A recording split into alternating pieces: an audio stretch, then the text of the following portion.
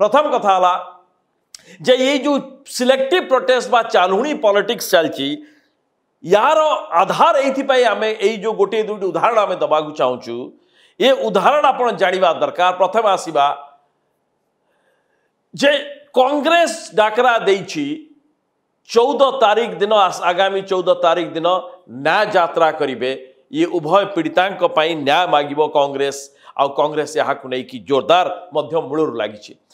भक्तदास PCC सभापति कांग्रेस नेतृत्व ए बाबद रे ए दुई राजनैतिक दल ठारू आगर ये भक्तदास आसवा पर ठारू ये नारी निर्यातना को मुद्दा कर एक नंबर तांकर पीसीसी सभापति हवा परे ये एक प्रशंसनीय पदक्षेप। किंतु मोटामोटी भाव में आप देखिए जेहेतु ए दुई जन कर घटना अत्यंत मर्मन्तुद अत्यंत हृदय विदारक ये मनीष बा एक आधुनिक समाज इतिहास रे एभली घटना समस्त हृदय को दोहलई दब।